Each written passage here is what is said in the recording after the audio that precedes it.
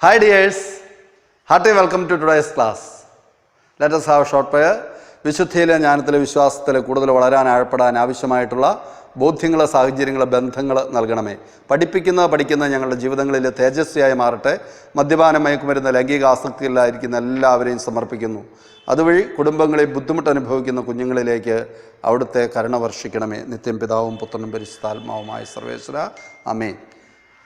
How are you? Today we are going to discuss a new chapter, that is biotechnology and its applications. As I have mentioned to you, when I took the first chapter, that is principles and processes of biotechnology, ആ സമയത്ത് ഞാൻ നിങ്ങളോട് പറഞ്ഞിരുന്നു, ഈ ഒരു discipline എന്ന് പറയുന്നത് എന്തൊക്കെ നമുക്ക് സ്വപ്നം കാണാവോ ആ കാര്യങ്ങളൊക്കെ റിയാലിറ്റിയിലേക്ക് കൊണ്ടുവരാനായിട്ട് പറ്റുന്ന ഒരു ഡിസിപ്ലിനാണ്. അത്രയും ആപ്ലിക്കേഷൻസ് ആണുള്ളത്. Whatever we dream that can put into reality, അതാണ് ഈ ഒരു ഡിസിപ്ലിൻ്റെ പ്രത്യേകത. അത് നമ്മൾ കൂടുതൽ കാണാനായിട്ട് പോവുകയാണ്. നിങ്ങളുടെ കംപ്ലീറ്റ് കോൺസെൻട്രേഷൻ ഇവിടെ തരണം. Biotechnology has wide applications. ഏതൊക്കെ ഫീൽഡിലാണ്? The field of agriculture, the field of medicine, in the field of industry. നമുക്ക് വേണേൽ അങ്ങനെ ഒന്ന് കാറ്റഗറൈസ് ചെയ്യാനായിട്ട് പറ്റും.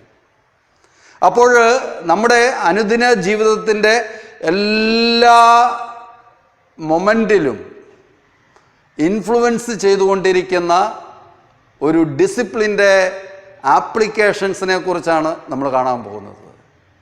It has very important applications in the field of agriculture.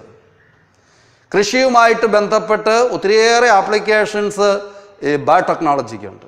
Again the field of medical science, മെഡിസിനിൽ gene തെറാപ്പിയൊക്കെ you might have heard about, we will see. Then again industrial production of commercially valuable substances, ഒത്തിരിയേറെ economically important ആയിട്ടുള്ള മെറ്റീരിയൽസിൻ്റെ large scale production that is possible by this technology. Okay, now we are going to discuss what all the important applications of biotechnology. We can categorize into this special discipline has wide applications in therapeutics, in diagnostics, in agriculture, in food processing, bioremediation, waste treatment, energy production, etc. ഇപ്പോൾ നോക്കിക്കേ, ഇത്തരത്തിൽ വൈഡായിട്ടുള്ള applications ഉള്ള ഒരു ടെക്നോളജിയാണ് biotechnology എന്ന് പറയുന്നത്. തെറാപ്യൂട്ടിക്സിൽ ധാരാളം applications, ഡയഗ്നോസ്റ്റിക്സിൽ ഡിസീസസിൻ്റെ മാത്രമല്ല, ഈ പാരൻ്റൽ ഡിസ്പ്യൂട്ട്സ്, ക്രിമിനോളജിയിൽ ഒക്കെ ബയോടെക്നോളജി അപ്ലൈ ചെയ്യുന്നു. അഗ്രികൾച്ചറിൽ as I have mention, food പ്രോസസ്സിങ്ങിൽ, ദെൻ ബയോ റെമഡിയേഷൻ. ഈ ഒരു ടേം മാത്രമായിരിക്കും നിങ്ങൾക്ക് പുതുമയായിട്ടുള്ളത്. Bioremediation. എന്താണ് ബയോ റെമഡിയേഷൻ എന്ന് പറയുന്നത്? The using of living organisms for removing the contaminants or toxic substances present in soil, water, food, environment, etc. That is called bioremediation. ഇപ്പോൾ oil സ്പിൽസിലൊക്കെയുള്ള കണ്ടാമിനൻസ് നമുക്ക് എലിമിനേറ്റ് ചെയ്യാൻ വേണ്ടിയിട്ട് ബയോടെക്നോളജി ഉപയോഗിക്കുന്നുണ്ട്. That is called biological organisms ഉപയോഗിച്ച് ഈ കണ്ടാമിനൻസിനെ, toxic സബ്സ്റ്റൻസസിനെ ഒക്കെ remove ചെയ്യാനായിട്ട് നമുക്ക് പറ്റും. അതിനാണ് നമ്മൾ ബയോ റെമഡിയേഷൻ എന്ന് പറയുന്നത്. Again it has got important application in waste treatment, then energy production, etc. ഇപ്പോൾ എക്സാമിനേഷൻ പോയിന്റ് ഓഫ് വ്യൂവിൽ നിങ്ങൾ ബയോടെക്നോളജി ഏതൊക്കെ ഫീൽഡുകളിൽ ഇത് യൂസ് ചെയ്യുന്നു, ഇതിന് ആപ്ലിക്കേഷൻ ഉണ്ട് എന്ന് അറിഞ്ഞിരിക്കണം. അപ്പം നമ്മളതിനെ മേജറായിട്ട് കാറ്റഗറൈസ് ചെയ്തു. അഗ്രികൾച്ചറിൽ, മെഡിസിനിൽ, ഇൻഡസ്ട്രിയിൽ. അതുകൂടാതെ നമുക്ക് പറയാൻ പറ്റും തെറാപ്യൂട്ടിക്സിൽ, ഡയഗ്നോസ്റ്റിക്സിൽ, അഗ്രികൾച്ചറിൽ, ഫുഡ് പ്രോസസ്സിങ്ങിൽ, ബയോ റെമഡിയേഷനിൽ, വേസ്റ്റ് ട്രീറ്റ്മെൻറ്റിൽ, എനർജി പ്രൊഡക്ഷനിലൊക്കെ ഇതിന് ആപ്ലിക്കേഷൻസ് ഉണ്ട്. Next we are going to discuss what are the critical research areas in this discipline or in the biotechnology nowadays. ഇപ്പോൾ ഈ ഒരു കാലഘട്ടത്തിൽ ബയോടെക്നോളജി കൂടുതലും ഏതൊക്കെ റിസർച്ച് ഏരിയാസിൽ ഫോക്കസ് ചെയ്യുന്നു എന്നുള്ളതാണ്. Biotechnology focuses on the critical research areas like 1. providing the best catalyst in the form of an improved organism or an enzyme. നിങ്ങൾ ഇത് എഴുതിയെടുക്കണം. ബയോടെക്നോളജി ഇന്ന് പ്രധാനമായിട്ട് ഫോക്കസ് ചെയ്യുന്ന പ്രധാനപ്പെട്ട 3 റിസർച്ച് ഏരിയാസ് ആണ്. ഒന്നെന്താണ്? Providing the best catalyst in the form of an improved organism, that may be a microbe or an enzyme. നമുക്കറിയാം each and every chemical reaction that takes place with the help of particular enzymes. One gene and one enzyme hypothesis ഒക്കെ നിങ്ങൾ പഠിച്ചിട്ടുണ്ട് സുവോളജിയിൽ. അപ്പോൾ നമുക്കറിയാം ഒരു സെല്ലിൽ തന്നെ ആയിരക്കണക്കിന് കെമിക്കൽ റിയാക്ഷൻസ് ആണ് നടക്കുന്നത്. അതിൻ്റെയൊക്കെ പ്രോഡക്റ്റാണ് നമ്മളുടെ എക്സ്പ്രഷൻസ് ഒക്കെ. അപ്പോൾ അവിടെ ആ സെല്ലിൽ നടക്കുന്ന എല്ലാ ബയോകെമിക്കൽ റിയാക്ഷൻസും കാറ്റലൈസ്ഡ് ചെയ്യപ്പെടുന്നത് സ്പെസിഫിക് എൻസൈംസ് ഉള്ളത് കൊണ്ടാണ്. ആ ഏതെങ്കിലും ഒരു എൻസൈം അവിടെ ഇല്ലാതെ വന്നു കഴിഞ്ഞു കഴിഞ്ഞാൽ, അല്ലെങ്കിൽ അതിനൊരു ചേഞ്ച് വന്നു കഴിഞ്ഞു കഴിഞ്ഞാൽ, അത് ഫങ്ഷൻ ആയില്ലെങ്കിൽ എന്ത് സംഭവിക്കുകയില്ല? The end product will not be produced.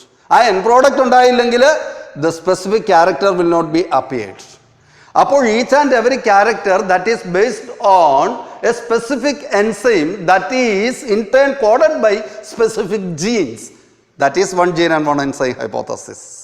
അപ്പോൾ അങ്ങനെ വരുമ്പോൾ ഇപ്പോൾ the biotechnology's looking for providing the best catalyst in the form of an enzyme that may be produced from an improved or genetically engineered organism, or sometimes it may be itself the improved organism, the microorganism that is involved in the process of chemical reaction.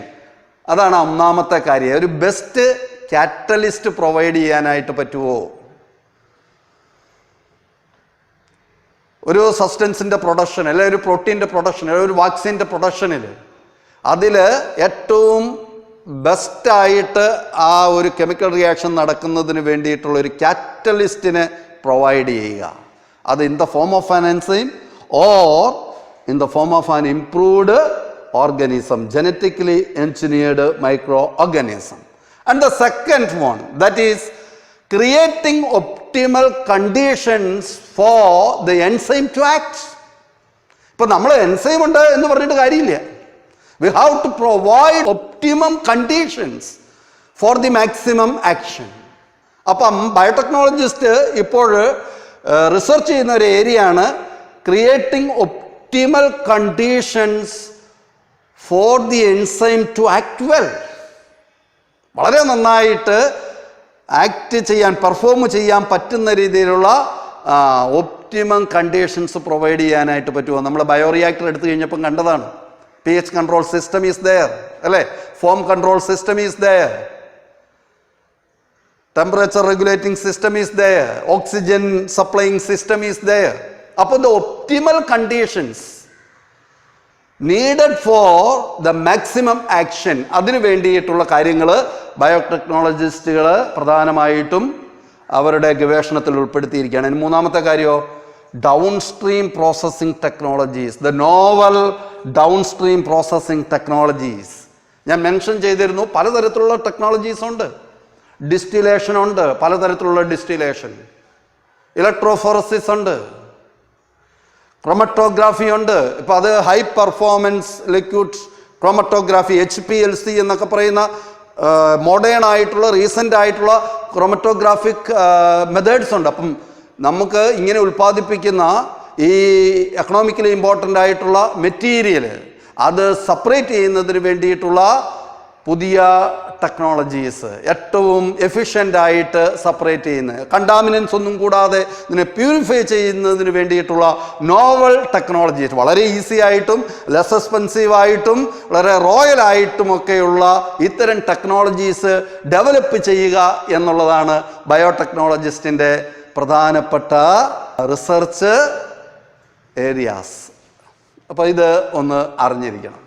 The important 3 critical research areas. One is providing the best catalyst in the form of an improved microbe or improved organism or in the form of an enzyme itself. Then creating optimal conditions for the enzyme to act well. Then third, the new downstream processing technologies. Clear? Okay, next we are going to discuss the application of biotechnology in the field of agriculture.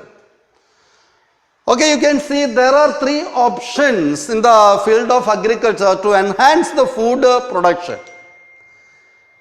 ഇപ്പോൾ കൃഷി മേഖലയിലേക്ക് ചെല്ലുമ്പോൾ ബയോടെക്നോളജിയുടെ applications ആണ് നമ്മൾ കാണാൻ പോകുന്നത്. അപ്പോൾ നമുക്കറിയാം അവിടെ പ്രധാനമായിട്ടും ഈ ഫുഡ് പ്രൊഡക്ഷൻ എൻഹാൻസ് ചെയ്യുന്നതിന് വേണ്ടിയിട്ട് 3 ഓപ്ഷൻസ് ആണ് ഉള്ളത്. ഒന്ന്, അഗ്രോ കെമിക്കൽ ബേസ്ഡ് അഗ്രികൾച്ചർ. എഴുതി വെക്കണേ. പ്രധാനപ്പെട്ട 3 options to enhance food production in the field of agriculture. One is the agro chemical based agriculture. The second one is organic agriculture and the third one is genetically engineered crop based agriculture. 3 തരത്തിലുള്ള agriculture നമ്മൾ കാണുകയാണ്. എന്താണ് ഈ agro chemical based agriculture എന്ന് പറഞ്ഞു കഴിഞ്ഞാൽ?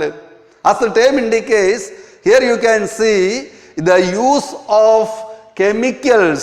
of chemical fertilizers and pesticides, thereby enhancing the food production.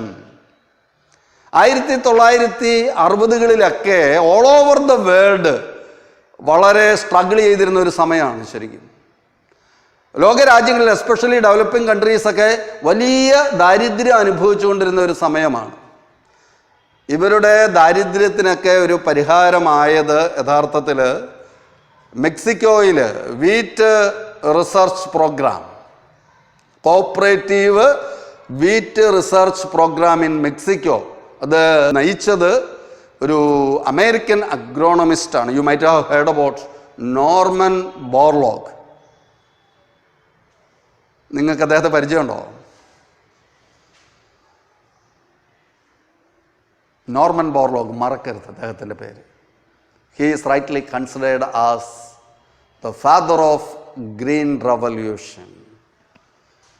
Green റവല്യൂഷൻ്റെ, ഹരിത വിപ്ലവത്തിൻ്റെ നായകൻ അല്ലെങ്കിൽ പിതാവ് എന്നൊക്കെ അറിയപ്പെടുന്ന ശാസ്ത്രജ്ഞനാണ് നോർമൻ ബോർലോഗ്.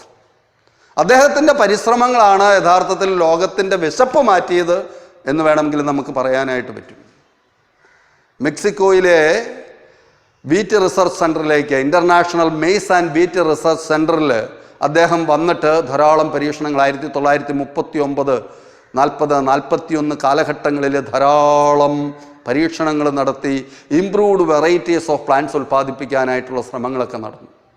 അദ്ദേഹം തന്നെ അദ്ദേഹത്തിൻ്റെ ഒരു ബുക്കിൽ എഴുതി വെച്ചിട്ടുണ്ട്, Norman Borlaug book on world hunger എന്ന് പറയുന്നൊരു പുസ്തകമുണ്ട്.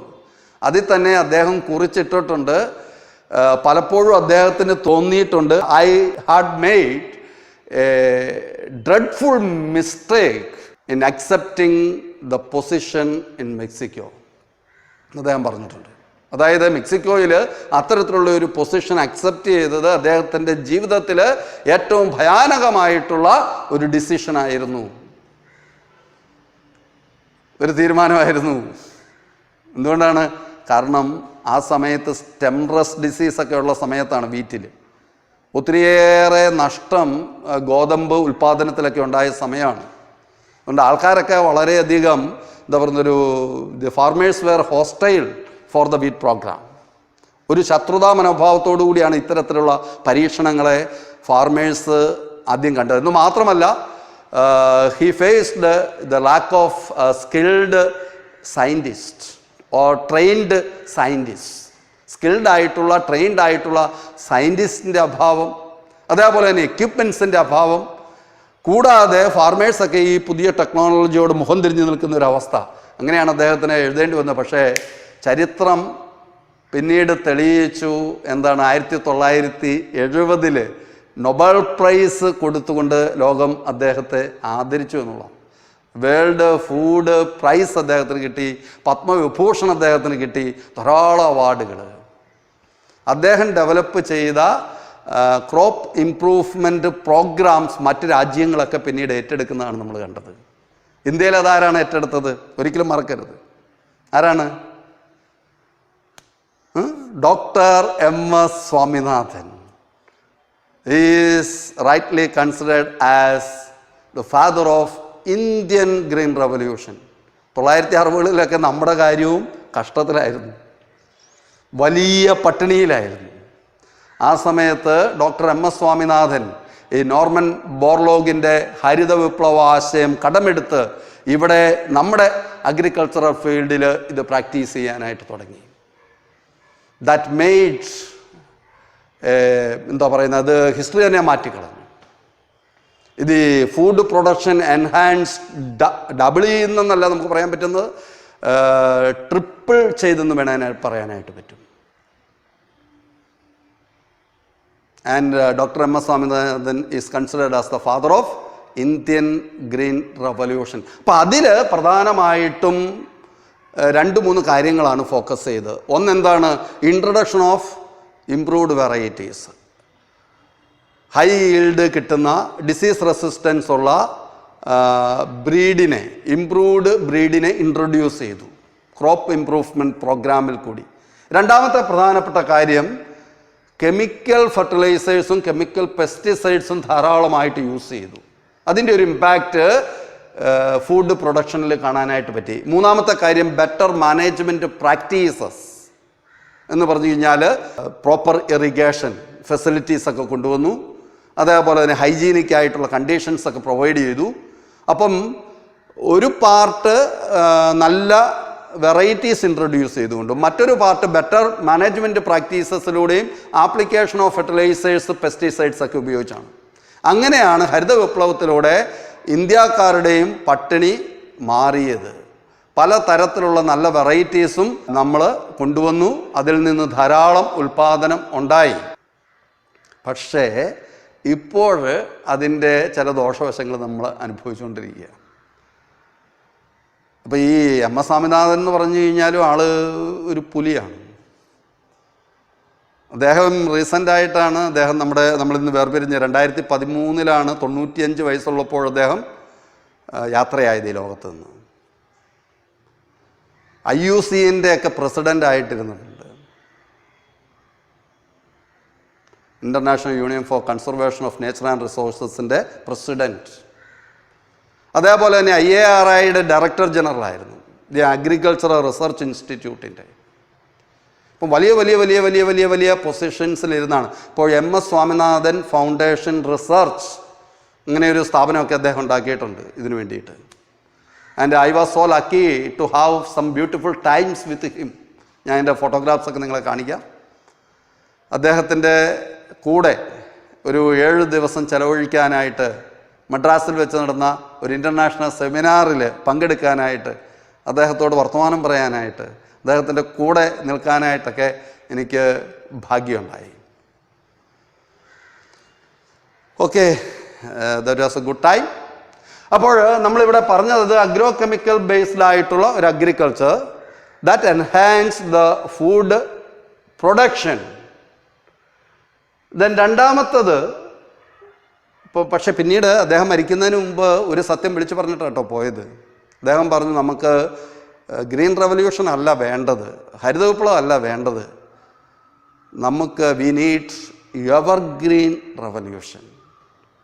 അതായത് drastic effect of using the chemical fertilisers and pesticides എന്തുമാത്രം ഹാമാണ്, എന്തുമാത്രം ദോഷമാണ് അത് മണ്ണിന്, നമ്മുടെ സറൗണ്ടിങ്സിൽ, ജലത്തിൽ, അറ്റ്മോസ്ഫിയറിലൊക്കെ ഉണ്ടാക്കിയത് എന്ന് തിരിച്ചറിഞ്ഞുകൊണ്ട് മണ്ണൊക്കെ സ്റ്റെറൈലായിപ്പോയി because of the wide use of these type toxic chemicals.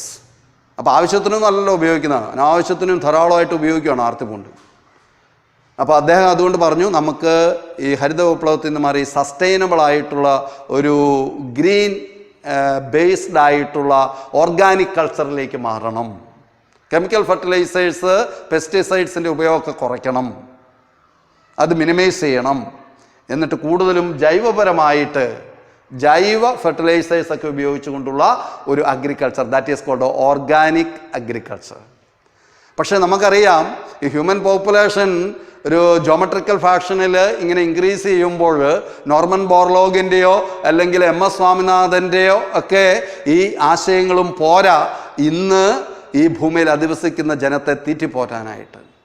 അതുകൊണ്ട് വീണ്ടും ശാസ്ത്രജ്ഞർ ചിന്തിച്ചു തുടങ്ങി. അതിൻ്റെ റിസൾട്ടാണ് genetically engineered crop based agriculture we are practising nowadays. Genetically engineered crop based agriculture എന്താണത്?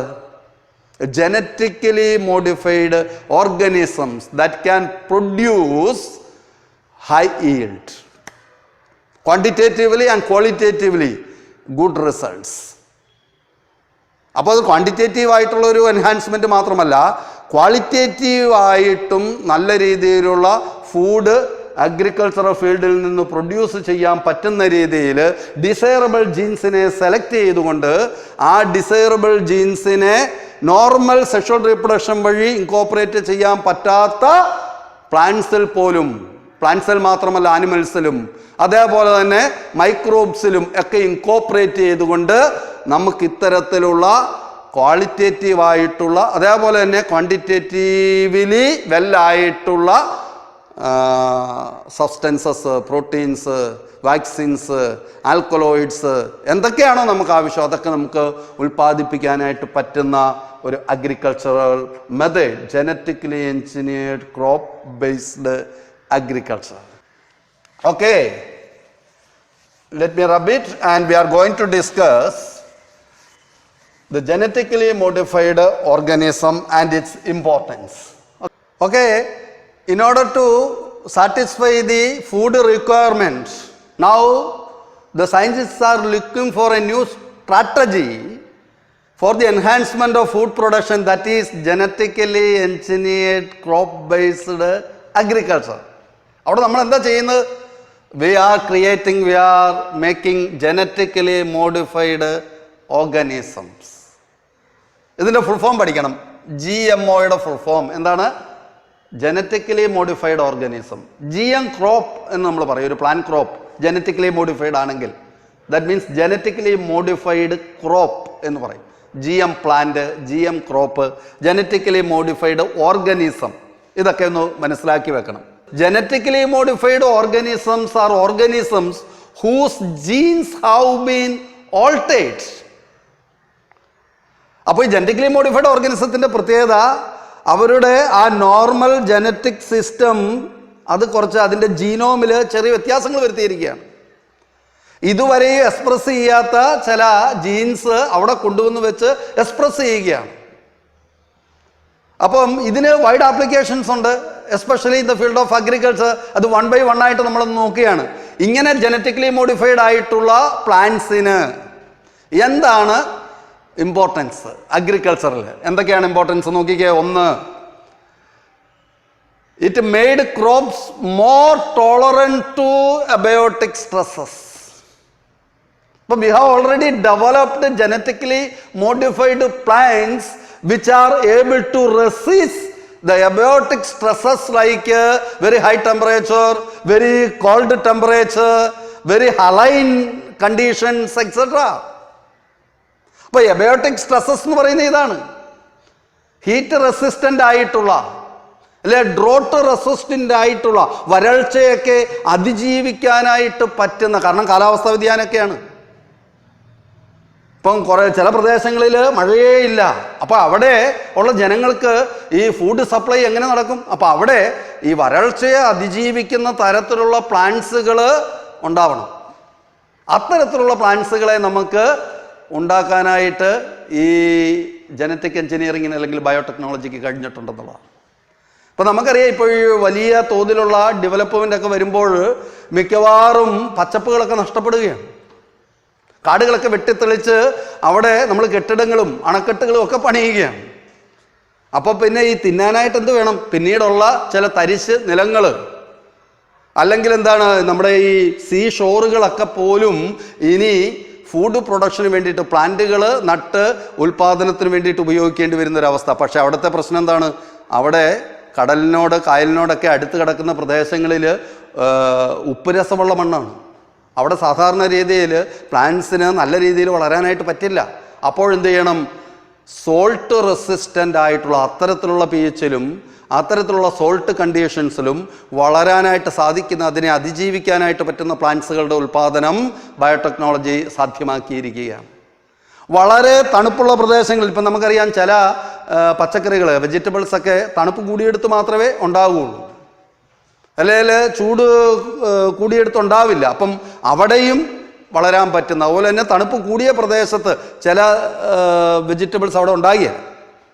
ഇപ്പം തണുപ്പ് കുറഞ്ഞ പ്രദേശത്ത് ഉണ്ടാകാൻ പറ്റുന്ന രീതിയിലുള്ള പ്ലാന്റ്സ്, അതേപോലെ തന്നെ ചൂട് കൂടിയെടുത്തും ഉണ്ടാകാൻ പറ്റുന്ന രീതിയിലുള്ള പ്ലാന്റ്സ്, ഇതെല്ലാം ഈ ബയോടെക്നോളജിയുടെ ഒരു ആപ്ലിക്കേഷനാണ് അഗ്രികൾച്ചറിൽ. Then second, reduced reliance on chemical pesticides.